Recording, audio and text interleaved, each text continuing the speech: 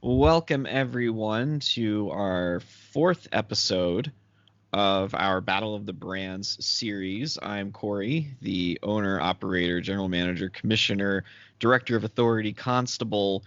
Um, what are the?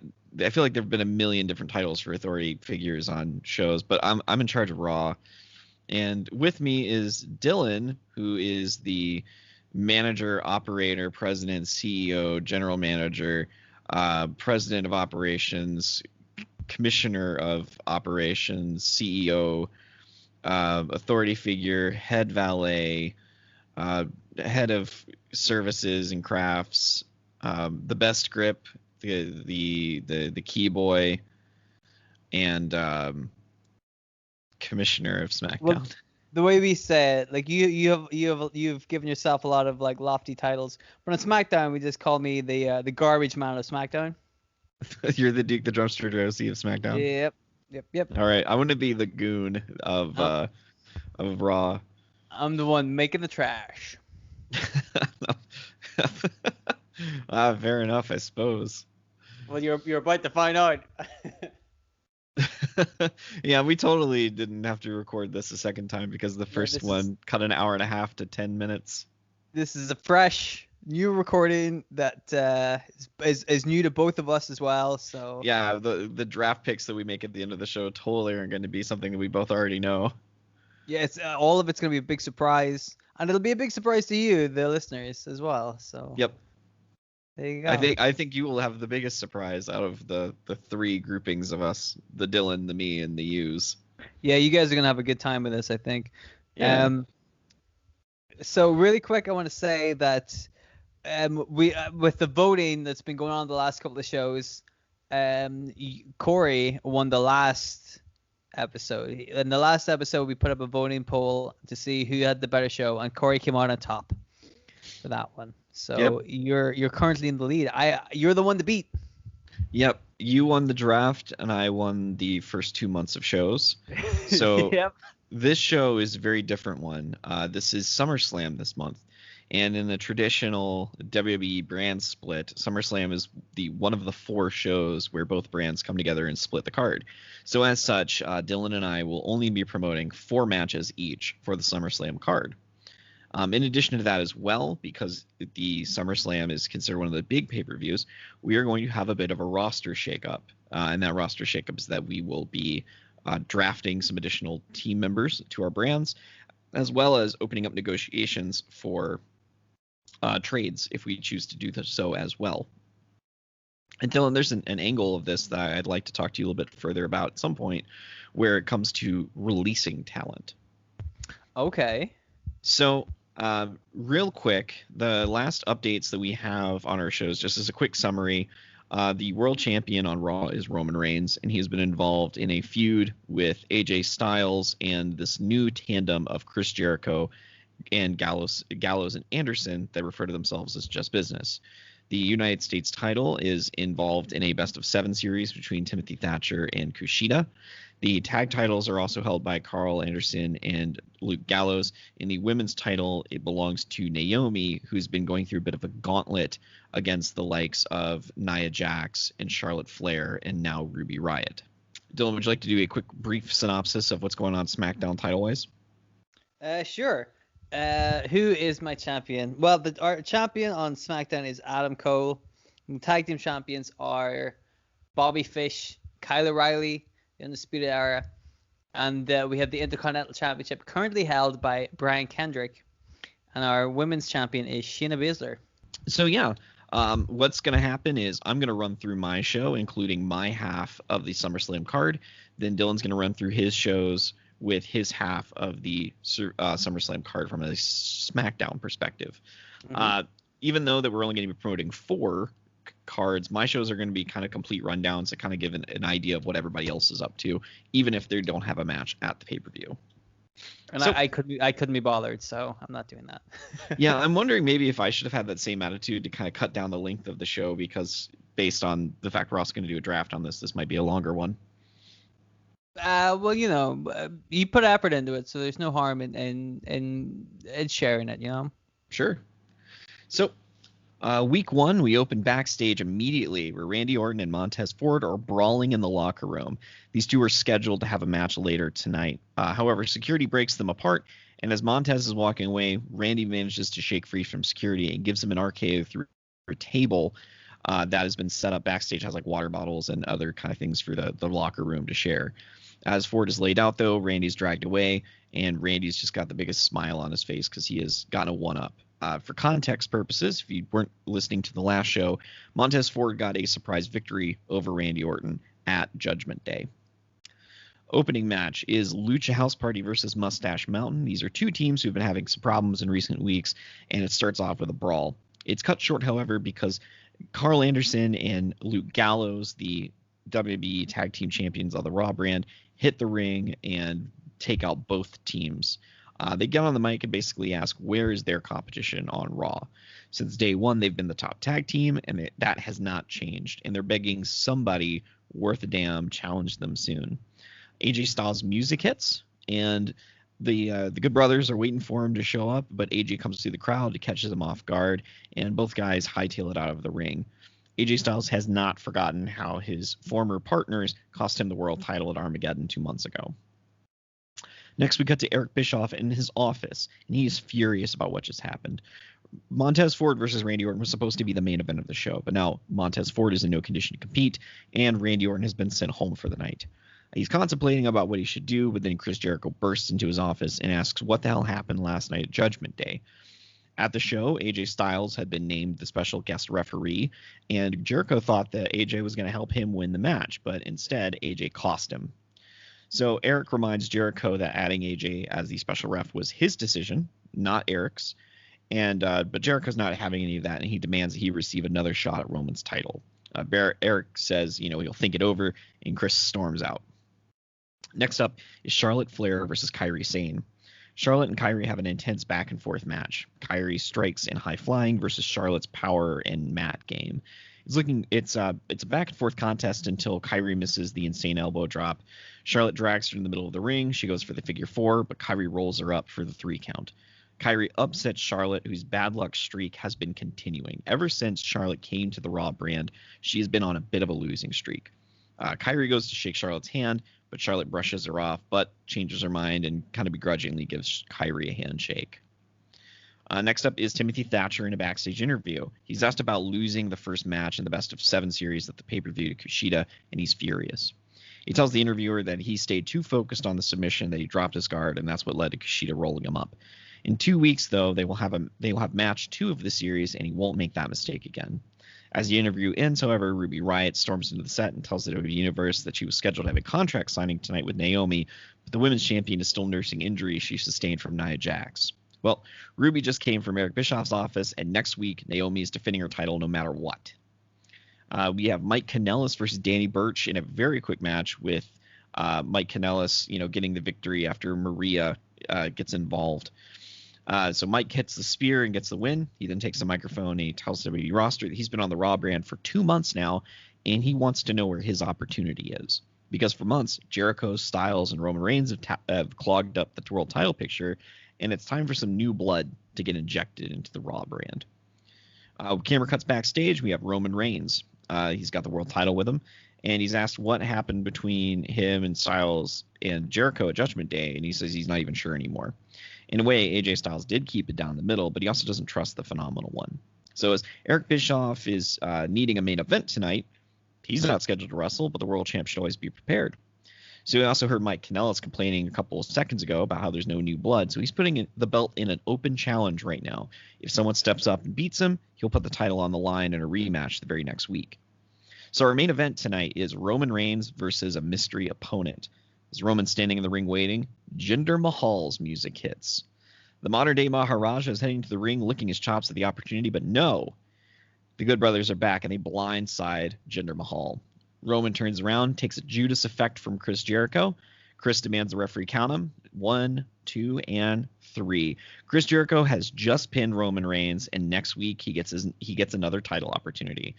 The opportunistic snake has snuck his way into another title match. So that's the end of week 1. Week 2, show starts with Eric Bischoff announcing that tonight is a night of championship defenses.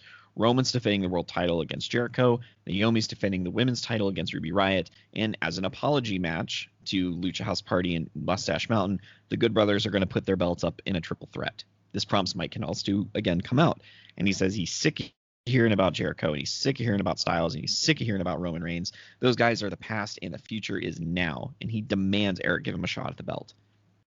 Eric just tells Mike that he's been impressed with him lately, and maybe he has something special cooking up for him in the near future. But since he's so happy to interrupt him now, he's going to have a match against AJ Styles immediately. So AJ Styles' music hits, and he comes out to the ring. So Mike Kanellis versus AJ.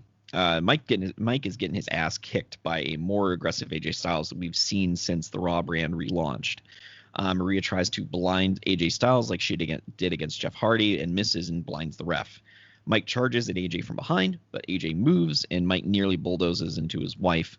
After making sure she's okay, though, and he didn't actually hit her, he turns to get a kick in the gut and then a Styles clash. But the referee's out. AJ goes to check on the ref, but someone is rushing the ring. It's the Good Brothers. AJ gets clobbered by the both of them in revenge for him running him out of the ring last week, and they hit the Magic Killer. And just like Armageddon, they pull an unconscious Mike Kanellis on top of AJ, and Maria wakes up the referee just enough to make the count. 1, 2, 3. Mike Kanellis has defeated AJ Styles. Charlotte Flair is being interviewed backstage, and she's asked about the women's match tonight if she's watching. She says, of course she is. But when her recent streak of bad luck gets mentioned, she storms off the set. Up next is a tag team triple threat match. The Good Brothers versus Lucha House Party versus Mustache Mountain. Anderson and Gallows are cocky, but are surprised when their opponents jump them immediately and beat them down and kind of take them out of the match for the time being. With Anderson and Gallows out of the way, the two rival tag teams continue where they left off. Metalik misses a big dive. Tyler goes for the Tyler driver and gets kicked in the back of the head by Kalisto. Trent Seven misses a lariat, and Kalisto goes for the standing slice bread, which I think he calls the Serena del Sol, I think. But Trent shrugs him off, and as Kalisto lands over, he gets rocked with a spinning back fist right as he lands. Kalisto is out on his feet. 7-star lariat from Trent Seven. 1, 2, no. Gallows and Anderson drag Trent out of the ring and slam him into the barricades. They've been playing possum this whole time. Gallows boots Metalik and Tyler back to the outside. Magic Killer on Kalisto. 1, 2, 3. The Good Brothers have stolen this match and successfully retained their titles.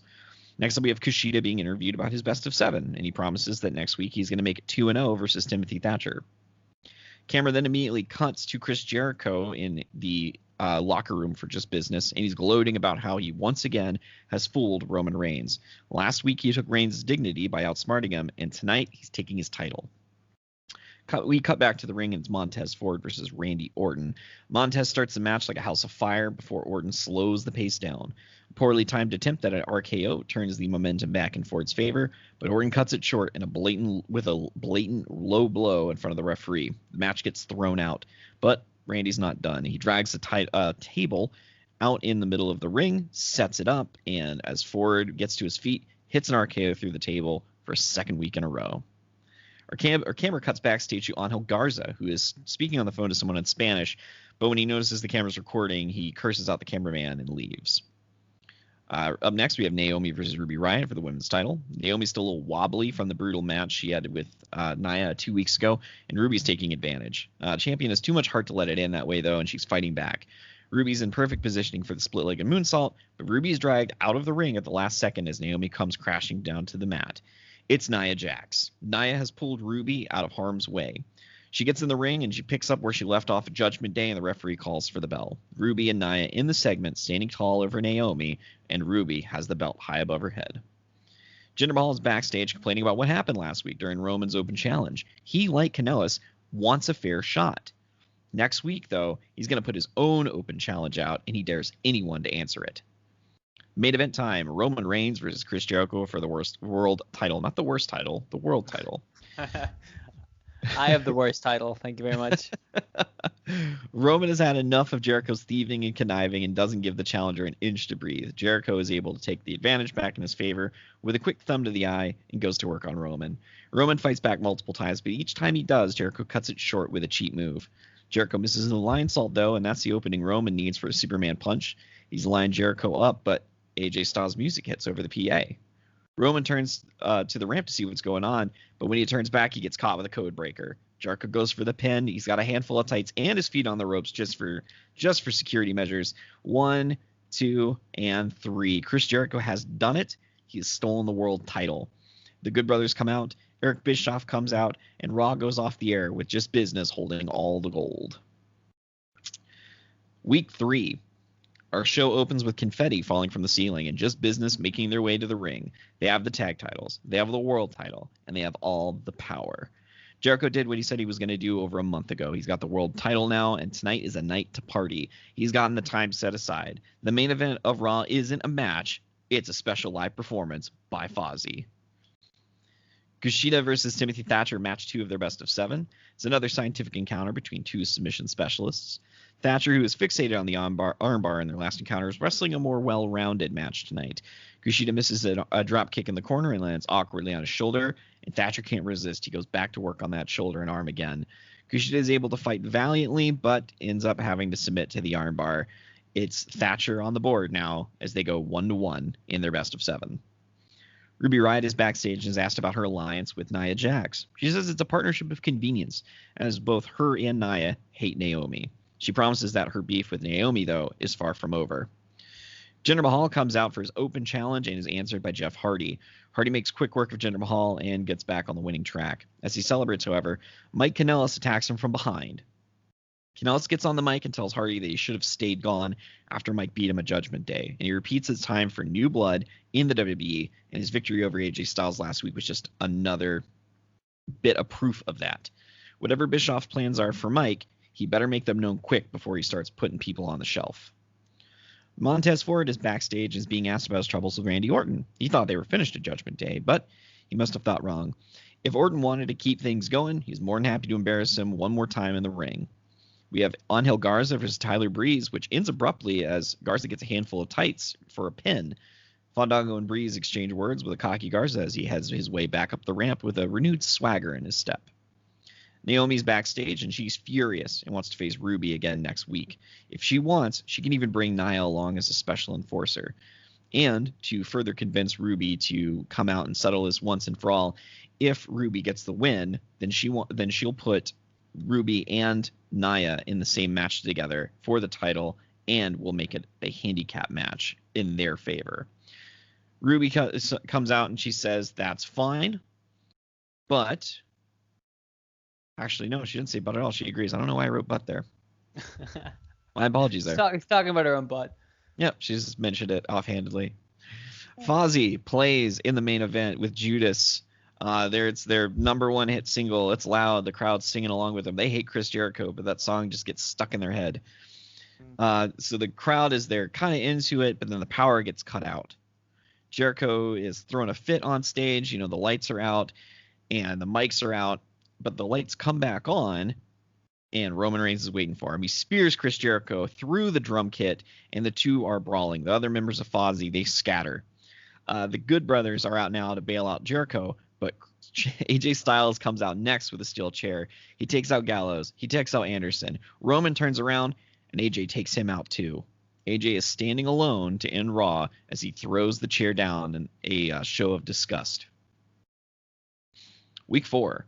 Mike Kanellis starts the show with a steel chair in the middle of the ring. He announces that the show is starting and stopping right here. He's not leaving until Eric Bischoff tells him what his plans are.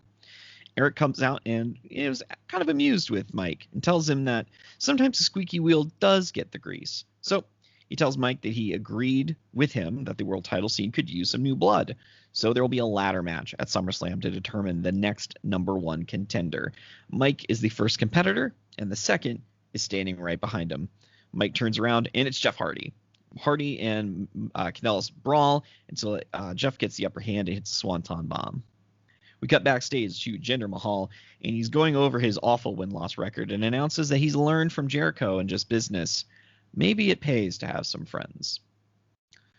We cut back to the ring, and it is Angel Garza and Fandango, which ends the same way as it did with Breeze, but Fandango is able to avoid a dirty pin at first. This doesn't save him from a low blow behind the ref's back in a small package. Angel Garza smirks as he heads back up the ramp, having beaten both members of Breezango in back-to-back weeks.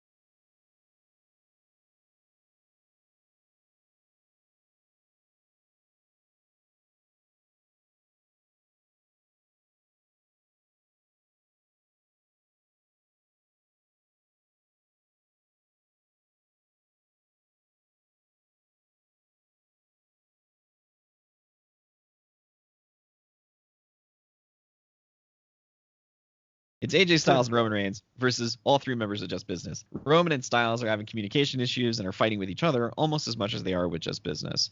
The Good Brothers use this incohesion as an opportunity to single out AJ. Each time Styles tries to go for a tag, he refuses, even though the opening's there, and decides he's going to stay in the ring himself. Finally, though, he has no other choice as he manages to take out Gallows with a desperation Pele kick. He makes the hot tag, spear to Roman. Roman charges the ring. He spears Anderson as he's tagged in. He spears Gallows when Gallows gets back up to his feet. And Jericho almost comes in but refuses once he sees that Roman has lined him up for a spear too. That doesn't save him from Styles, who hits him with a Fosbury flop to the outside.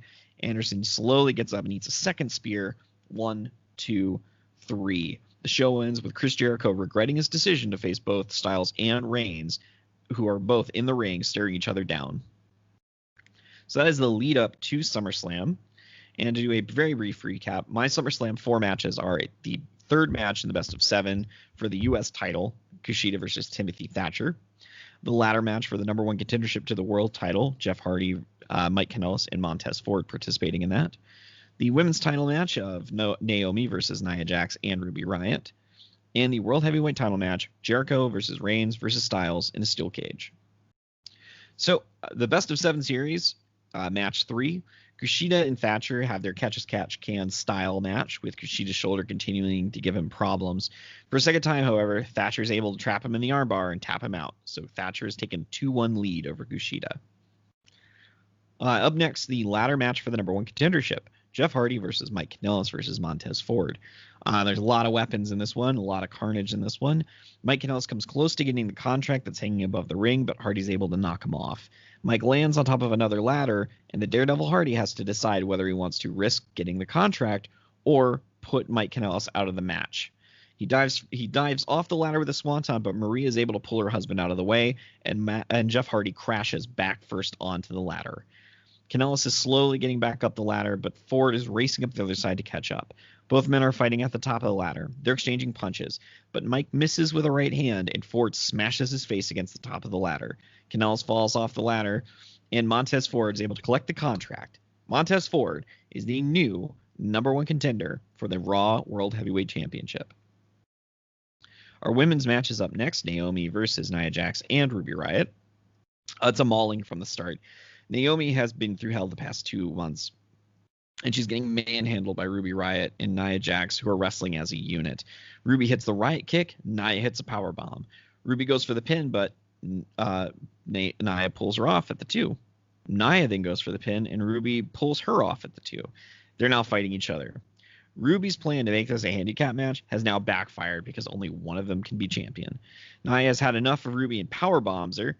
Naomi recovers and clotheslines Nia over the top rope, crashes onto the floor, and Naomi has lined up Ruby for the split-legged moonsault. 1, 2, 3. Once again, Naomi has defied the odds and retains the women's title.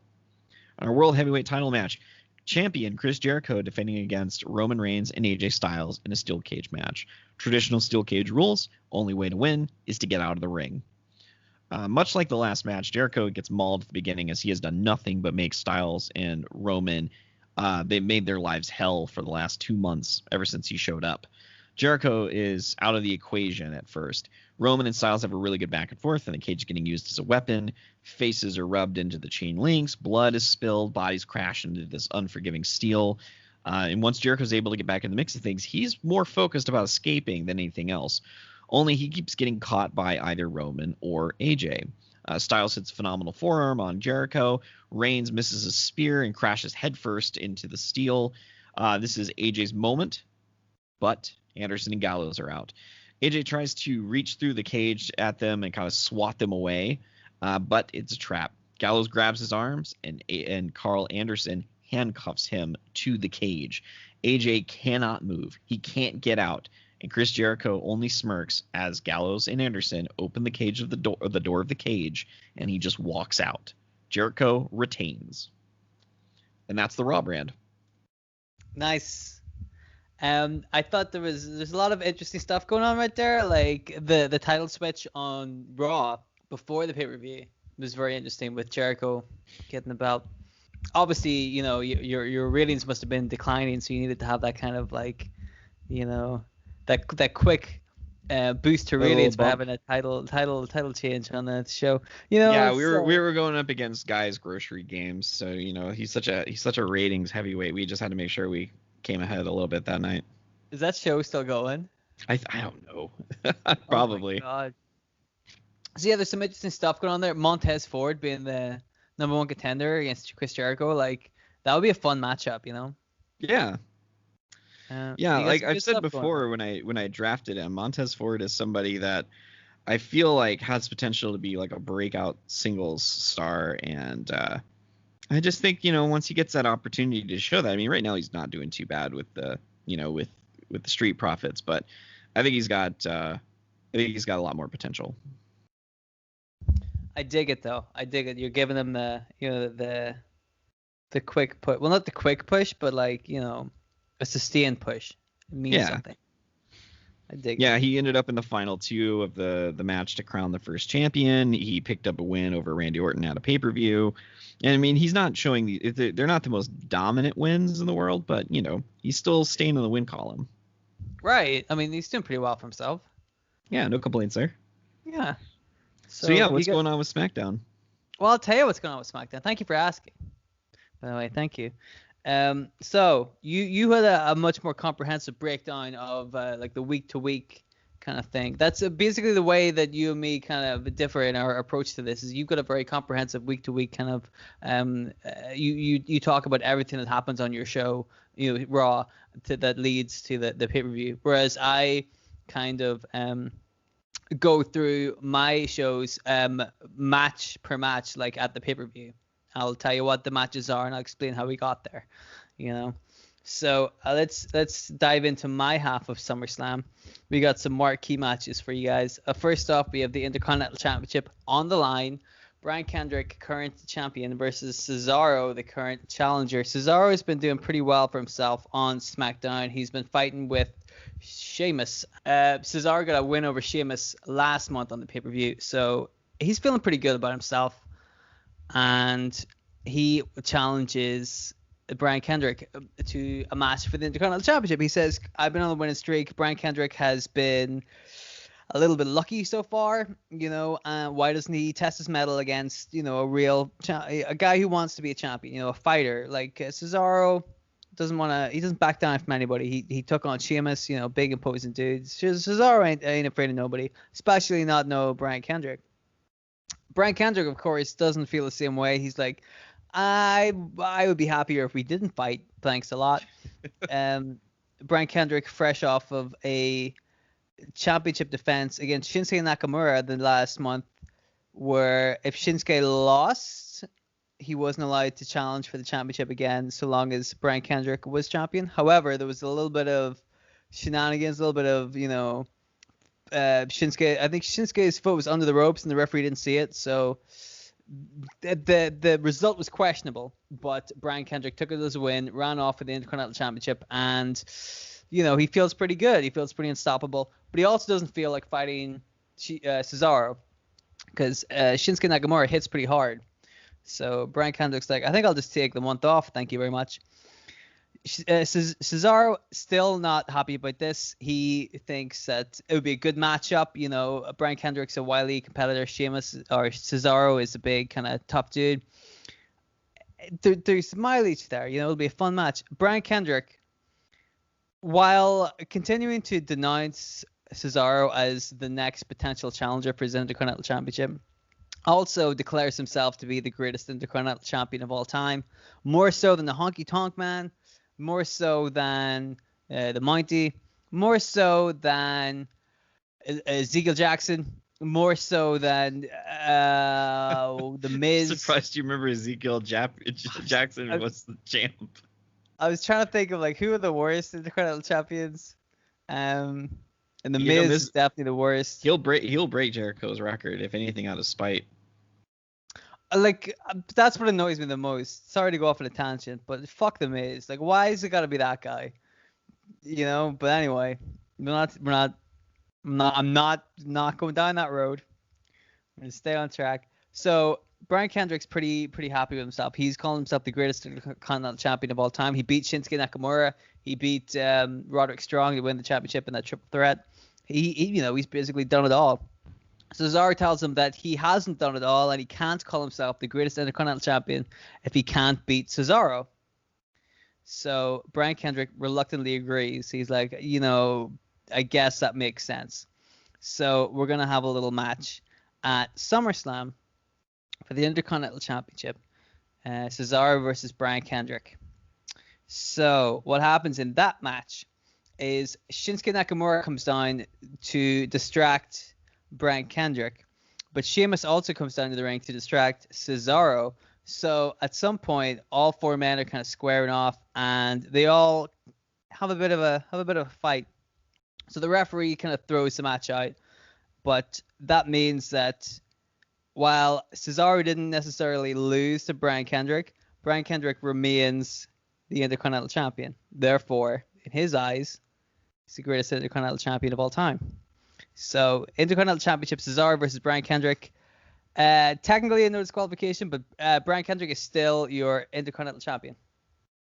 So the next match we have Carmella versus Shayna Baszler for the Women's Championship. Basically at the last pay-per-view, well, the first one I put on, Carmella won a ladder match to win the Women's Championship, but she pushed Shayna Baszler off the ladder to win that match. Shayna Baszler not happy because she's a scrapper, she's a fighter. She wins her belts legitimately. That's how she wins her fights. A ladder match doesn't count as beating Shayna Baszler in a one-on-one match.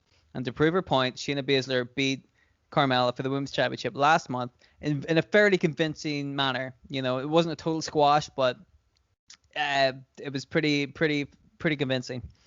So after that, Carmella's nerves are shot. She got beaten in a quick time by Shayna Baszler. She didn't see it coming.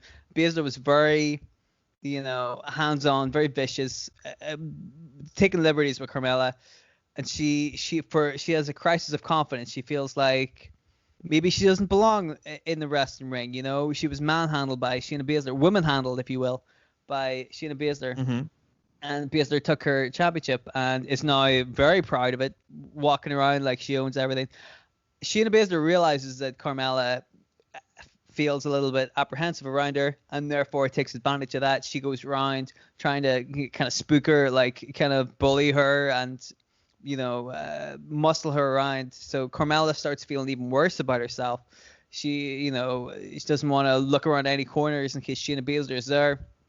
She doesn't want to go to work because Shayna Baszler is going to be there and she doesn't like it. It's a tough time for Carmella. She's really not having a good time. Shayna Baszler is having a great time. Smile on her face.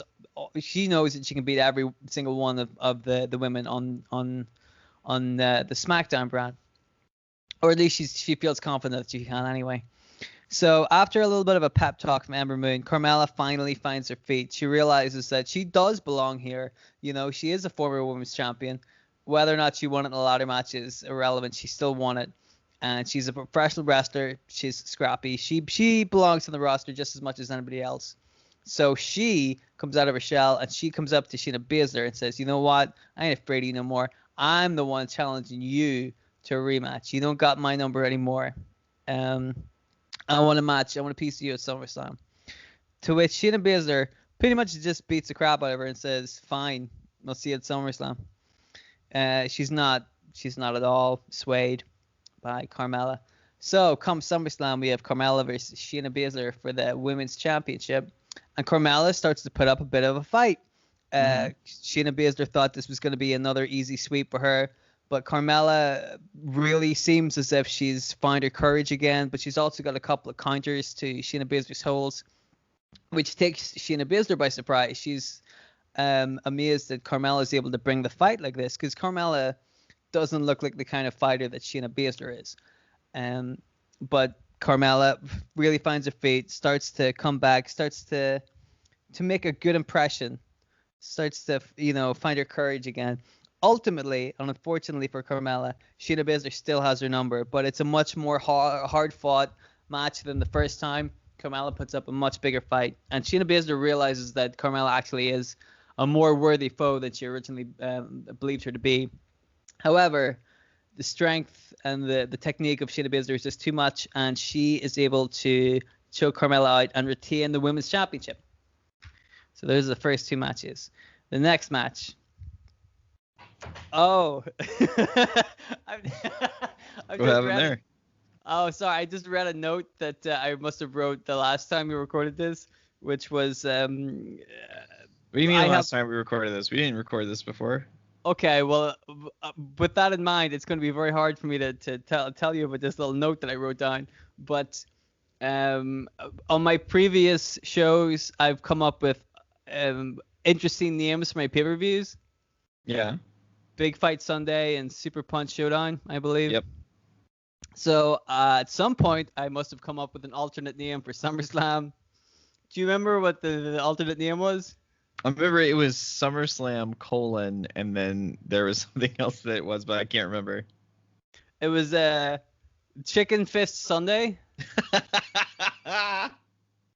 Because we were talking about Terry Funk and how he used to He used to put a raw chicken on his fist and chicken on his fist, and this is Chicken Fisting Sunday, so.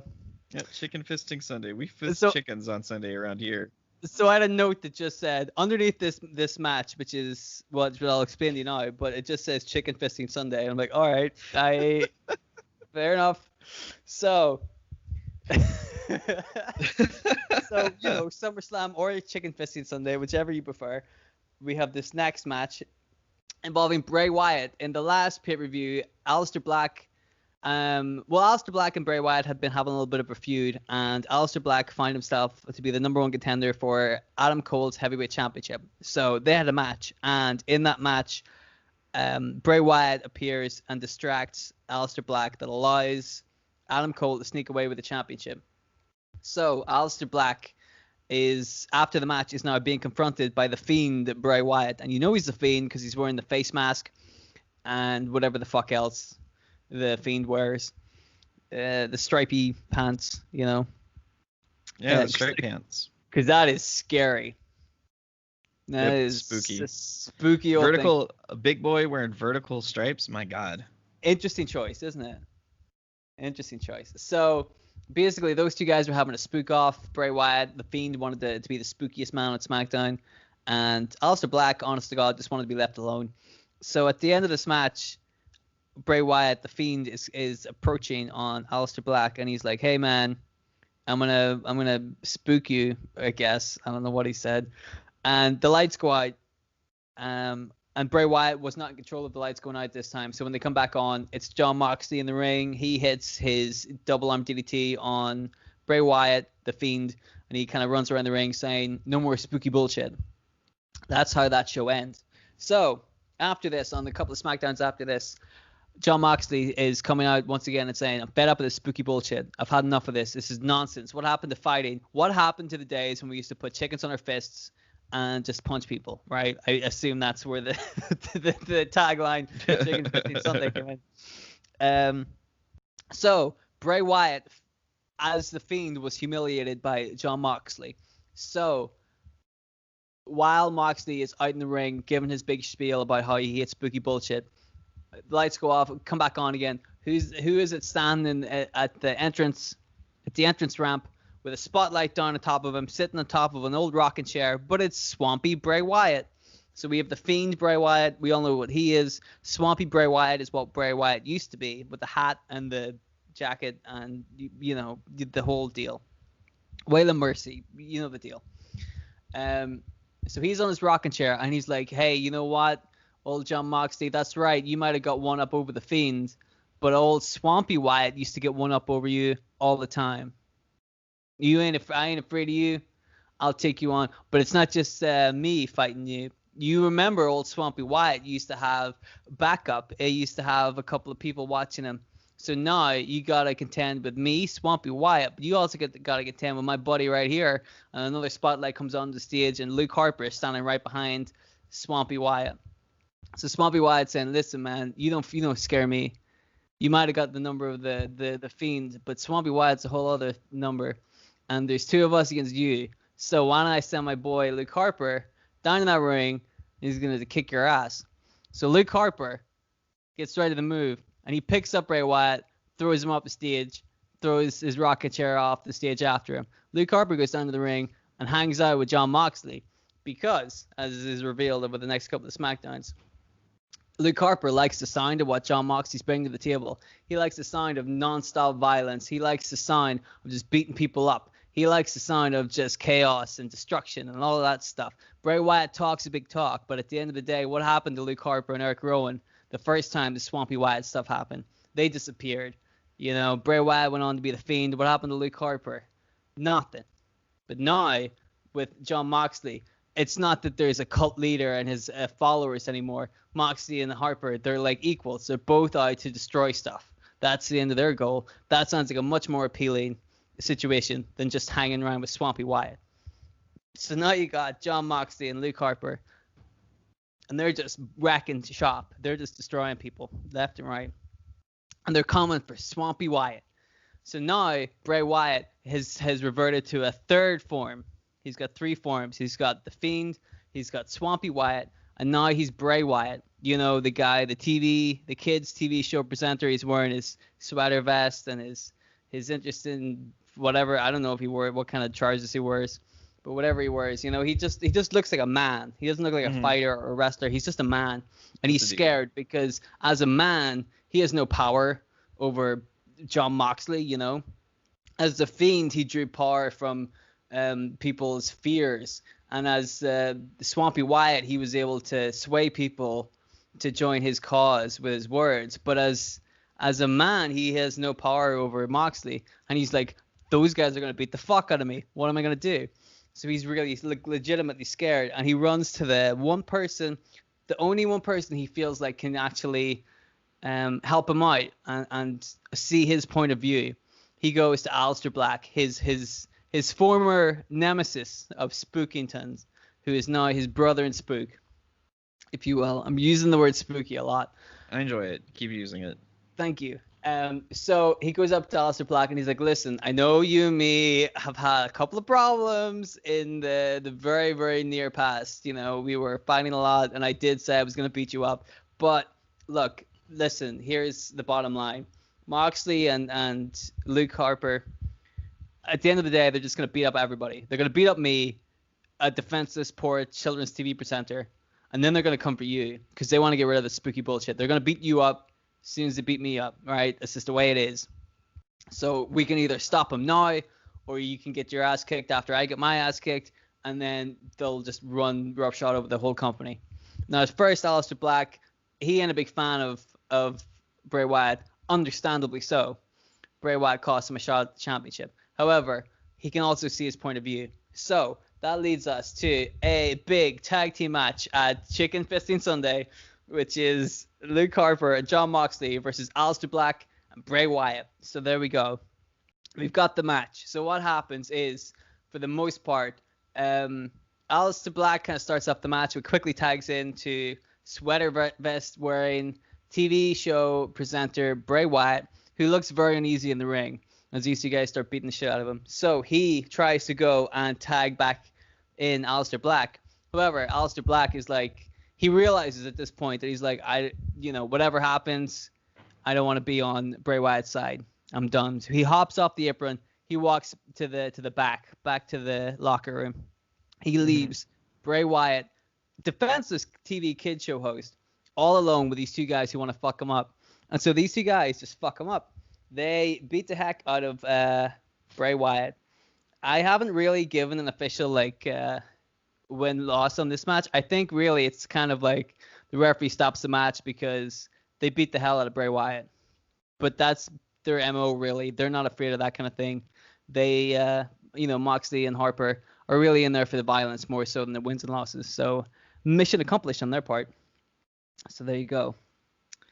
And that leaves us to the main event. So the New Day come out on an episode of Smackdown, and they are gunning for the tag titles. The Undisputed Era are the champions, but they haven't had a chance to defend against the New Day because the New Day have been running an angle with the Revival. So the New Day are like, listen, we've beaten the Revival. We're the best tag team on the show. We should be the next in line for a tag team championship shot. Also, Kofi Kingston makes a point of saying Adam Cole is without a challenger right now. Would it be a bad thing if Kofi Kingston challenged Adam Cole for the heavyweight championship? We could maybe work an angle here. So they are interrupted by the Undisputed Era, who come out and say, I don't think so. to both those suggestions. They're like, no, but that doesn't work for me, brother. No, thank you. If anything, Roderick Strong should have been added to the Intercontinental Championship match at SummerSlam, so that the Undisputed Era could have all the gold. If anything, this is unfair on them. They're having a tough time. They're the ones that people should be having sympathy for. They are interrupted by Chad Gable and Bobby Roode, who do not take kindly to any of this. And they say that they should be the next in line for the tag team championships. That the Undisputed Era are running the mouths. And that also Bobby Roode has a little thing to say that if Kofi Kingston is gunning for the heavyweight championship, maybe Bobby Roode could gun for the heavyweight championship too. You know what I mean? Obviously, the Undisputed Era not happy about this at all. So they're like, listen, you guys are doing a lot of talking, but not a whole lot of action. And whether you like it or not, the Undisputed Era, they have the gold, therefore they make the rules. So here's what we're going to do. We're going to have Kofi Kingston versus Bobby Roode on the next episode of whatever this is, Smackdown. So whoever wins can get a title shot. So if Kofi Kingston wins, he can either take the tag team title shot or the heavyweight title shot. All right. Same for Bobby Roode. Whoever wins gets to pick their title shot. So they have this match, Kofi Kingston versus Bobby Roode. Obviously, the Undisputed Era come in and beat the hell out of both guys. It's a no contest. So New Day and Chad Gable and Bobby Roode understandably annoyed at the fact that this ended like this. They're like, that's not fair. So they get together and they think, all right, we know how this is going to go down. Those guys are throwing their weight around. They're being big bullies. We'll band together for one night only. We'll put on a little bit of a spectacle match. All the members of the Undisputed Era, Adam Cole, Kyle O'Reilly, Bobby Fish, and Roderick Strong versus the New Day, Big E and Kofi Kingston, and Chad Gable and Bobby Roode. We'll have a 8-man tag team match, and we'll just see who the better side is. So it's a bit of a spectacle match, bit of an exhibition. And Undisputed Era agree, but they're like, no championships are on the line, chumps. If this is the match you want, you got it, but we're still the champions. So during the match, near the end, the Undisputed Era try to do a little bit of cheating, but it backfires, and Bobby Roode ends up getting the pin on Adam Cole. So that team wins. Chad Gable and Bobby Roode and the New Day beat the Undisputed Era, but also Bobby Roode was the one to get the final pin on the current heavyweight champion, Adam Cole. So that was my SmackDown SummerSlam Chicken Fisting Sunday. So there you go. I think the storyline of yours that I enjoyed the most was the spook off with yeah, the Bray Wyatt and Alistair and Moxley, because I mean, to me that just made all the sense in the world that the only person who would really give a shit about being super spooky would be Bray Wyatt. Like Alistair Black doesn't care about being super spooky; he just is something that he is. And Moxley certainly wouldn't give a shit because he'd probably be annoyed by it. Mm-hmm. So yeah, no, I like that storyline an awful lot, and I kind of like any storyline that involves Bray Wyatt eating shit for whatever reason. Well, I thought it would be a good idea to take advantage of the different Bray Wyatts, because I feel like they aren't doing that enough. They just have like the Fiend Bray Wyatt and whatever. Well, I think they just did though. I think recently this last month with because Swamp Wyatt returned and had that House of Horror match or whatever with Braun. Well, that's true. Well, it wasn't even really a match. It was more of like an interactive experience. It was a public drowning, was what it was. It was a public drowning. But I wanted to really bring out these three sides of this guy to try and just see what you could do with it, Yeah. No, so anyway, that was really good. I really liked that you didn't go with like a lot of title matches on the show. Mm-hmm. Like the spectacle of the Undisputed Era all in the same match together. I thought that was I really enjoyed that too. Yeah, I thought it just sounded like a big if it's a big show. I mean, that's the kind of match it would be at a show like that. Yeah. So there we go. Yes, should we do a little supplemental draft? Yeah. So we're going to do our supplemental draft next. The rules of the draft are as follows. Basically, we realized that we could use more tag teams and we could use more women's competitors, mainly because our rule of sticking to the WWE roster as of January of 2020 coincidentally enough, tag team wrestling, not much of a big deal in the WWE. So our tag rosters could use some work. So we are drafting 3 new tag teams, 3 new women competitors, and we're doing another wild card draft. So the rules with the tag team portion, at least, is that you can either draft a established team, or you can draft one person to make a new team that already exists. So case in point, say that in this particular circumstance you have like Tyler Breeze on your roster, but not Fandango. In this tag draft, you could say, I want Fandango so that I could make the team of Breezango. As for the wild card draft, that is not exclusive to just male competitors or female competitors or tag teams. It can be one of the 3. And we will not be recording that. Instead, we will be saving the reveal of the wild card for a future episode. It could be the next episode. It could be one after that.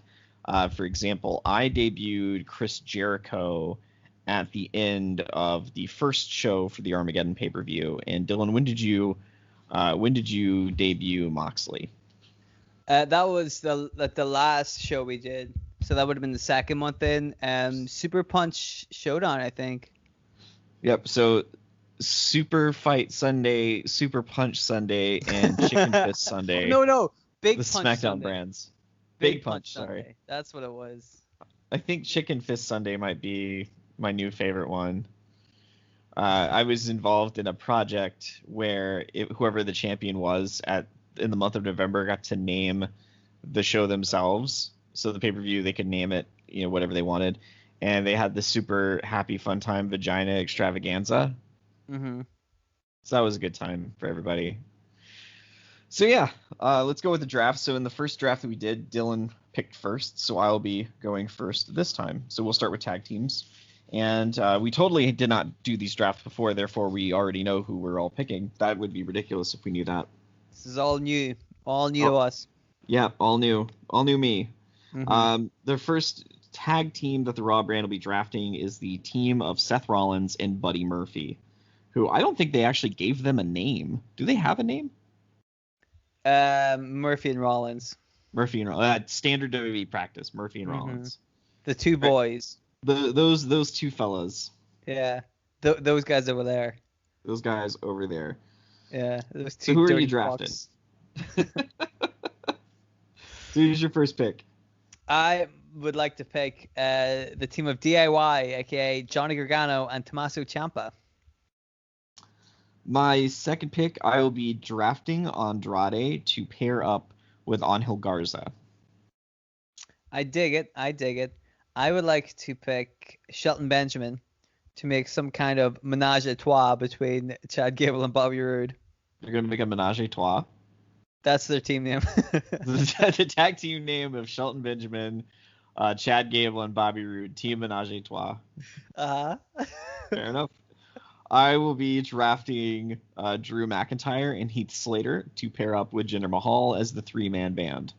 Interesting. Some might argue that sounds like you picked a bit of a jobber team right there. Well, I was very tempted to take the Bollywood Boys, but then I remembered you would be very upset with me for doing that. Well, my point basically was that you seem to be picking a bit of a jobber team, but I certainly am not going to be picking a jobber team at all, as I picked the team of Bo Dallas and Curtis Axel. Well, I mean, second generation, son of IRS and Kurt Hennig. That's, third generation for Kurt Axel. So, I'm not a jobber team at all. You're telling me that the B team. Former champions.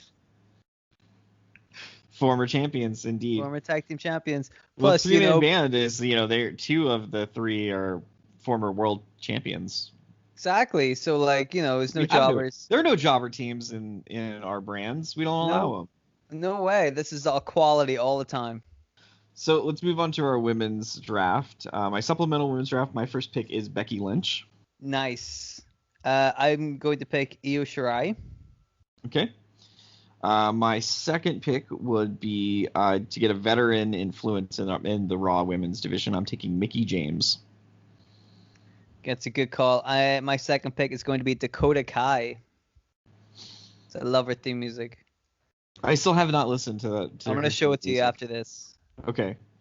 My third pick is someone who just debuted for the NXT brand, who I've been watching for a long time because she's had a long tenure on the independent scene, Mercedes Martinez. I think that's a good call. Really, that's a really good one. But I'm gonna pick Billie Kay as my final women's pick. Okay. So all we have left is our wild card, but we will not announce that. They will debut when we choose to debut them. Yes. So Dylan, is there anybody on the board that if you had like one more pick, who would it be? Oh, see that here's the thing. There's a lot of women that I really want to pick, and I find it very hard to kind of narrow that down. So if I was to pick again, it would probably be a female. And at the moment, like I'm not sure because there's so many that I would like to pick. But if I'm thinking Shotzi Blackheart at the moment, but that's Shotzi Blackheart or Bayley, but that's open to change.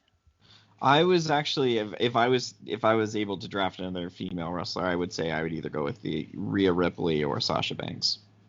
Nice. But yeah, well, we don't have an extra women's pick. However, because this is something that did not happen before, ever. I don't know what you're talking about. There's no recorded proof of it happening for sure. I mean, there actually isn't. Yeah, it might have existed at one point, but it went away. There's definitely no recorded proof of whatever you're going to say, which I have no idea what it is. Yep. So I am proposing a trade. A member of my women's roster for a member of your women's roster. I will offer you Kairi Sane so you can complete the women's Japanese import trio.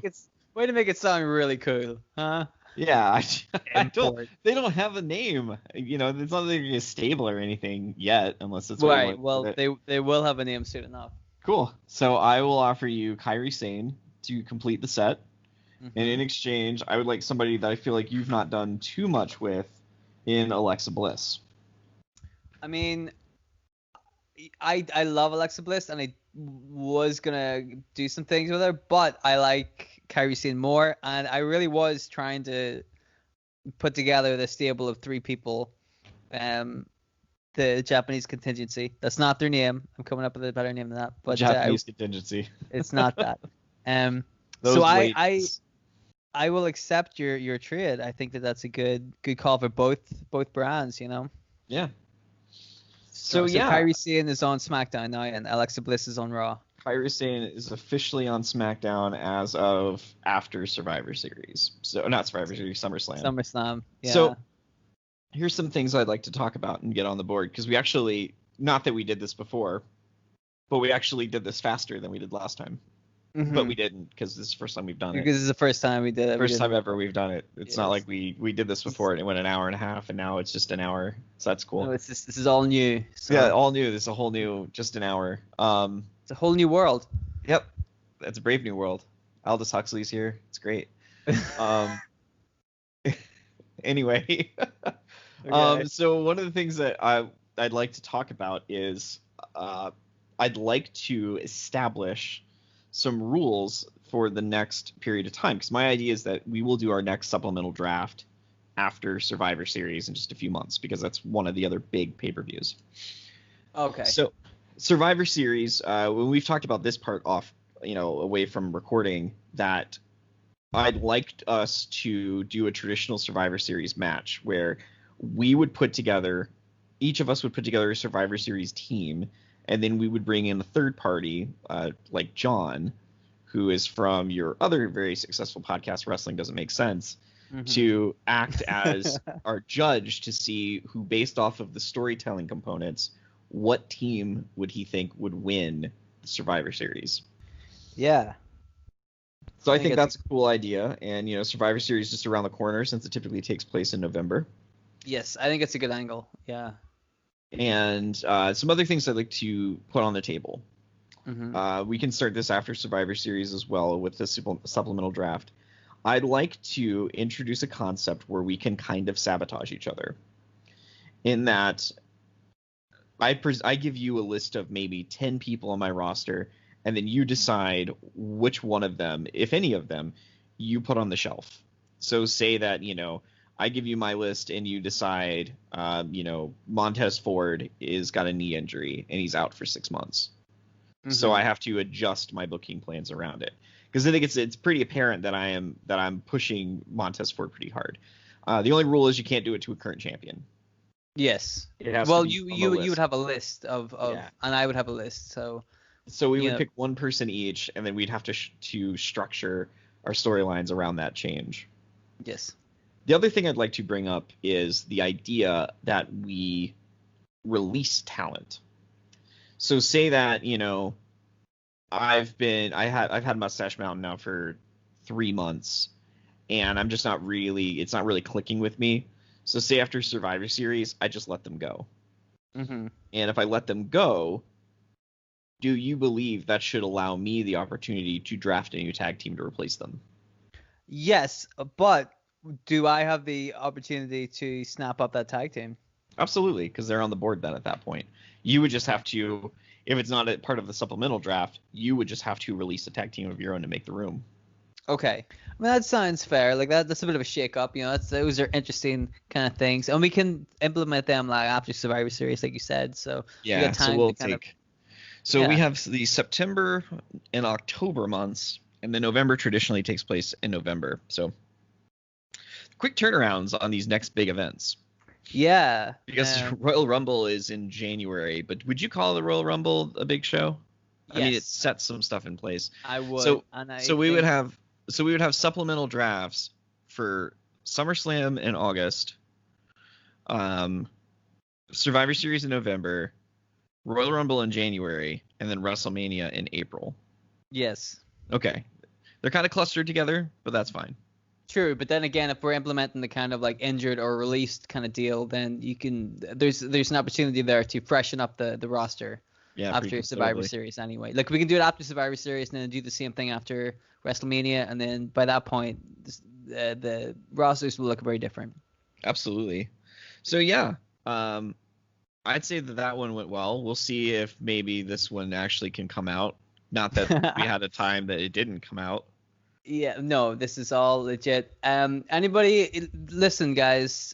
We're gonna put a little poll up on the Twitter and etc. So let us know which side you thought was the winner on Twitter, or even on like the comments in YouTube, or let us know which side you think put on the better SummerSlam. Yep. And also, if I may take a second to plug something else very quickly. Now that they have the opportunity, me and my friend Bryce have been doing another show that's called Making Kayfabe. It's a little bit like this, where we fantasy book, but basically we go back through wrestling history and take little moments and try to rebook them, because historically the WWE has been a bit shit when it comes to, it'll come up with a good storyline and then blow it on the delivery. So we have been going back and rewriting history and coming up with fun new ideas for existing storylines. So it's called Making Kayfabe. It's on iTunes now if you search for it on iTunes, I guess. I just want to throw that out there. I'm a busy man. Yep. That's it. That's the show. Yeah.